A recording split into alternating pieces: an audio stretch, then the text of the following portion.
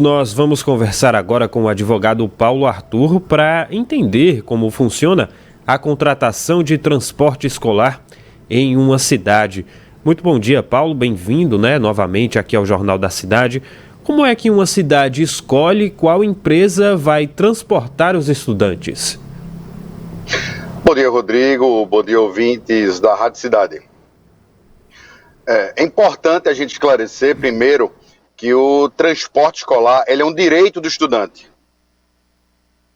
E cada município ele tem recursos que são oriundos do governo federal, recursos do governo do estado e recursos próprios.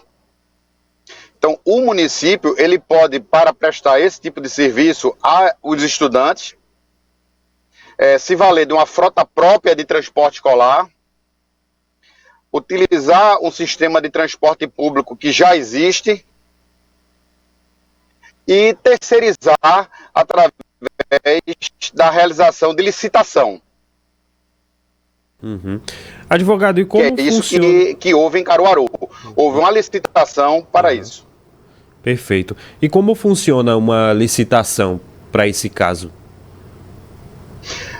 Nesse caso específico, Rodrigo e ouvintes, houve um pregão eletrônico, que é uma modalidade de concorrência. Você teria, na realidade, empresas que apresentariam menor proposta de preço para... Paulo? Eu vou ligar para o senhor, tá bem? Que a nossa conexão tá falhando. Vou fazer a ligação, ok? Estou ouvindo. Pronto, vamos tentar a conexão aqui com o Dr. Paulo para continuar a falar sobre esse assunto.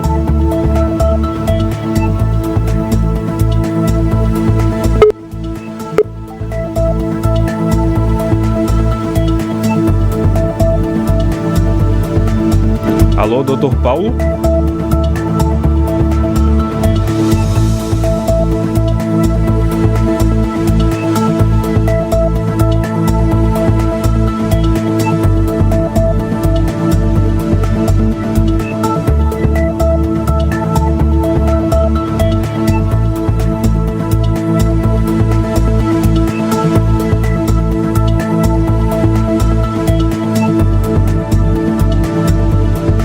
Restabelecida com o Dr. Paulo Arthur, ele que é advogado, e a gente falava sobre a questão da licitação, Dr. Paulo.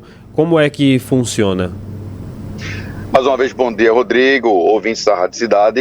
A gente esclarece que a contratação de serviços públicos, ela se faz sobre a forma da Lei 866, que é a Lei de Licitações e Contratos. Apesar de ter uma nova lei de licitação que foi aprovada, essa lei apenas entrará em vigor após o decurso de 2 anos, ou seja, esse ano que vem é que essa lei entrará em vigor. Mas, enfim, o município ou qualquer ente público, ele abre para as empresas interessadas que apresentem proposta de preço para a prestação de determinado serviço público, que nesse caso seria o transporte dos estudantes.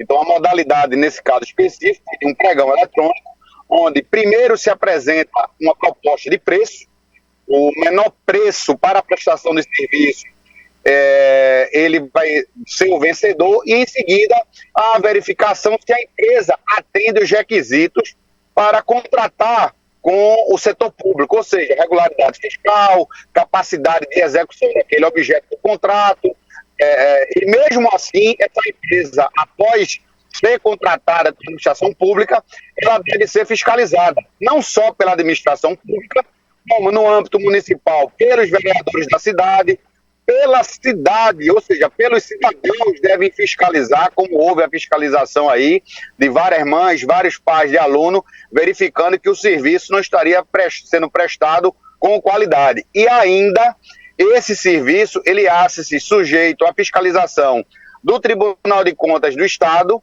Ministério Público Estadual e Ministério Público Federal, uma vez que esse repasse de verbas também contempla verbas da União. Então, a União tem competência também para fiscalizar a boa aplicação desses recursos, assim como também o Estado, através de seus órgãos fiscalizadores. Advogado, o contrato prevê sublocação? Na realidade, Rodrigo, a própria lei de licitação, ela prevê, em algumas hipóteses, a subcontratação. Então, a subcontratação há uma permissão legal para ser realizada.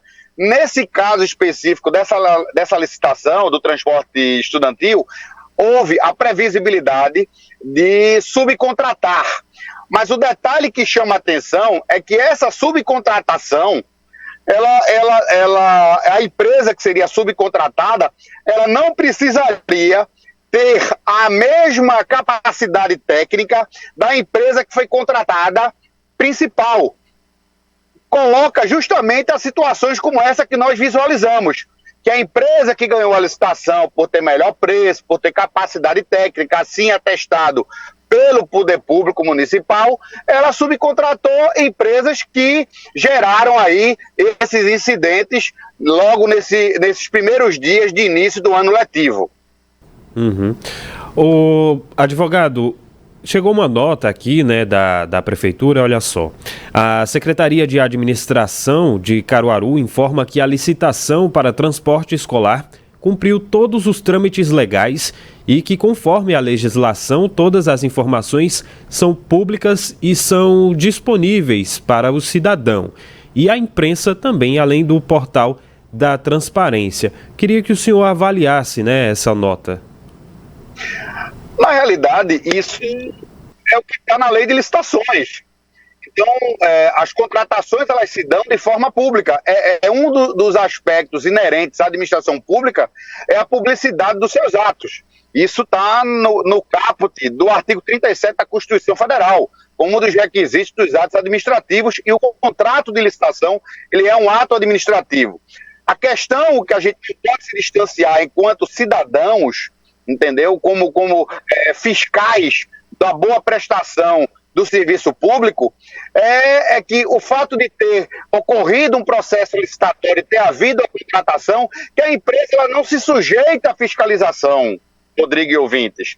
A empresa ela deve ser permanentemente fiscalizada, não só pelos órgãos de controle, mas pela sociedade, a fim de que haja uma boa prestação desse serviço e uma boa utilização dos recursos públicos. E ontem, durante a sessão na Câmara de Vereadores, o vereador Fagner Fernandes fez um questionamento sobre o capital da empresa, que seria de R$200 mil, e ganhou uma licitação de 12 milhões. Isso leva a crer que pode ser que a empresa esteja sublocando veículos para fazer esse serviço. Isso é legal? Rodrigo, na realidade, cada licitação ela tem alguns procedimentos necessários para que a empresa ela seja testada com a devida capacidade técnica e capacidade financeira. E você ter uma empresa, e aqui eu não estou fazendo uma análise específica do caso, mas uma empresa com capital de R$200 mil está a licitar para prestar serviços de R$12 milhões, você tem uma certa influência.